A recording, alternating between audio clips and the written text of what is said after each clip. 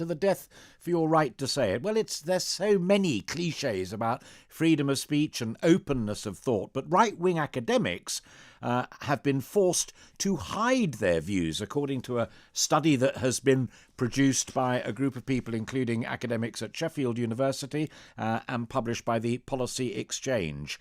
It found that of 820 academics, nearly a third of them, 32%, say that their political views are to the right or fairly right, and they've been stopped openly airing opinions in teaching and research, compared with just 13% of those in the centre on the left. Also, I think really significantly, the report says that academics on both the right and the left discriminate against each other's applications for grants, promotion and manuscripts submitted for publication. They are all at it, so they're either not saying what they really think or they're using what they do think to punish those who disagree with them.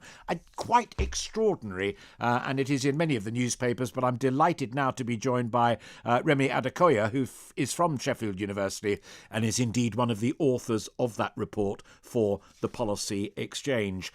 Remi, a very good morning to you. Morning. Of all of the places in the world, in a free, liberal democracy, universities should be those where, however outrageous or edgy your views are, you can voice them without fear of punishment or retribution. People are scared of their own intellectual shadows. So to sort of, maybe we'll establish a little bit of a baseline scenario here, just to, set the picture, set the scene for the picture.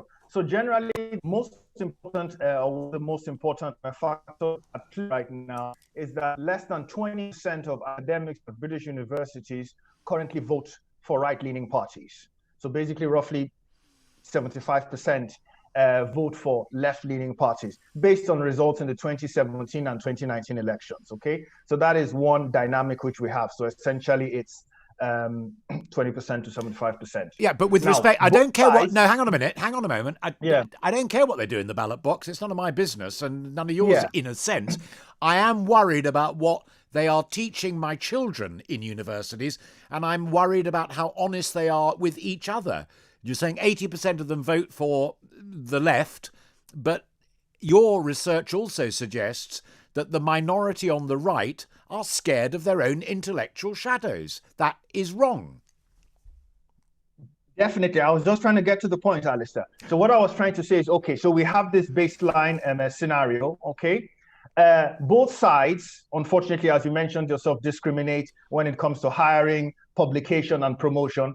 Unfortunately, since people with right-leaning views are in the minority, are a very small minority in academia, they tend to get disproportionately affected by this, okay? And so we could talk about a structural discrimination if you are a right-leaning academic. So this sort of affects you more. And then we have that figure when 32% of those who identify as fairly right or right say they have hidden their views or neglected to mention their views for fear of what that might do to their career. And that is completely wrong, and I'm completely against that.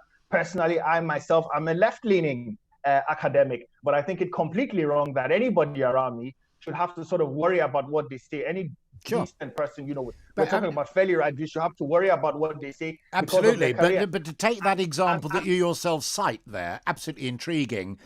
If I was you're at Sheffield University, so I'm the Vice Chancellor of University X, and you, the great Dr. Remi Adekoya, apply for a job.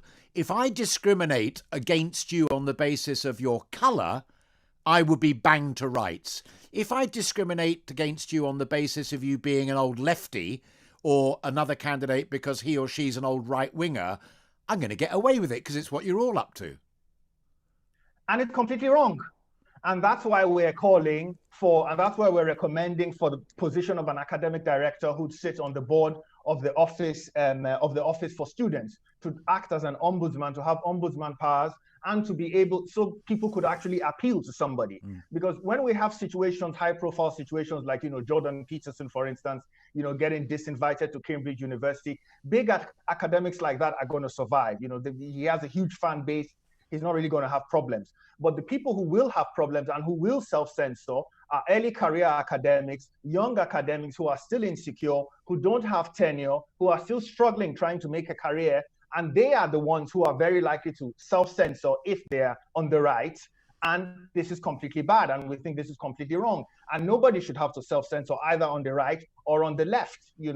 There should be, there could be certain fields or certain types of speech which the law could decide, are illegal and should not be done, fine. But within the law, everybody should have that academic freedom. And that's what this whole thing is about. It's not about right or left. It's not about goodies or baddies. It's about, everybody being able to pursue research and teach as best they can. But in reality, it is goodies and baddies in the way real life is working, as you've discovered with your colleagues in this piece of research. I mean, is it your sense then that a bright young man or woman in their mid to late 20s who's applying for their first teaching job at a university or perhaps considering going for their first promotion, from reader up to lecturer or even for professor, if they are pro-Brexit and if they are prepared to articulate that view, they better bite their bottom lip or they're not going to get on in 80% of the British universities that we, the taxpayer, pay for? That's the reality that you're describing. I wouldn't go that far, Alastair, and saying 80% of the universities. I'd say definitely. You said 80% of academics. No. I said 75% of academics vote are left-leaning voters. I didn't say 75% of academics discriminate against right-leaning voters, okay? From that 75% of academics who are left-leaning voters, roughly half are ready to discriminate against right-leaning voters, okay? Yeah. So if you're quote-unquote lucky and you come across an open-minded left-leaning academic, there's every possibility you will get that job even if you are a Brexit voter, okay? But there is the danger, an unacceptable danger, we are arguing, that a right-leaning applicant or a Leave voter might come across a left-leaning academic who decides to, who disqualifies them on that basis. Okay, so it's not all left-leaning academics discriminating. Okay, we shouldn't throw everybody into one bag. Okay, it is a group, but it is happening, and because that group is disproportionately larger than the right-leaning group, obviously the detrimental effects are felt by the right-leaning group, and they are at this point in time in greater danger of being discriminated against. Sure. So yes, it would be risky coming out with your pro-Brexit views, let's say. If you are a young academic, who doesn't have, a strong sort of prominent name already, it would be risky, most probably, yes, in too many places, and that's wrong. But if you were a pro-Brexit academic, young one again, who thought that in the case of Cecil Rhodes, Rhodesia, and now Zimbabwe, that bad person though he may have been in all those years ago, but, history moves on. We learn the lessons of history, etc. And so many very clever young men and women, many of them of colour, have benefited from the Rhodes Scholarships. You apply for a job at a university that's very happy to go along with what the majority want and tear the statue down. I mean, it's another example of what really worries folk about what is going on in our universities. Not just jobs, not just peer review of papers, but just the whole way universities are run. Okay, so that's another issue which you brought up, Alastair. So that's the issue of, student behavior, yeah? Our reports actually focus on... But in the case of Oriel College, Oxford, the students nudged it, but the top academics, the managers, the bosses of the college and the university said, yeah, the statue goes. So that was the way that went. What this report recommends, calling for this director of academic freedom, that would be somebody, issues like that would be able to be appealed to. The report also does call for student unions to be included in having the duty to maintain academic freedom, okay? So it extends the scope, essentially, of academic freedom and tries to implement, already, because in British law, there is already the right to academic freedom, but it's not really being implemented as strongly as it could be. Sure. So what this report is trying to do is to essentially put steps in place. There's 20 recommendations. Obviously, I'm not going to go into all of them here, to try and actually implement that and make that a reality, okay? So nobody either on the right or on the left is able to be discriminated against politically without having at least a right to appeal. to this director of academic freedom we talk about, who would have ombudsman powers, Sure. who could step in and say, okay, what's going on here? Is academic freedom being infringed here? Okay, what do we do about it? And that office that you're talking about is a relatively new invention. There was a fundamental row about it when Toby Young was nominated as the first director of it, and that was a freedom of speech issue as well, as much as anything.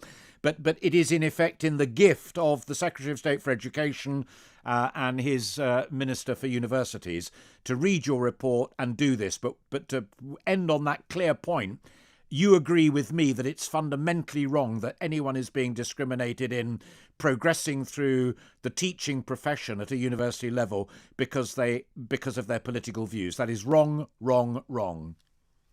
200%. You're not a mathematician, are you, when you say two? I thoroughly enjoyed the conversation, and I'm glad I was quite provocative, and I'm glad you were equally provocative in your responses. Remi Adekoya from the Sheffield University, one of the authors of that policy exchange document. Thank you very much.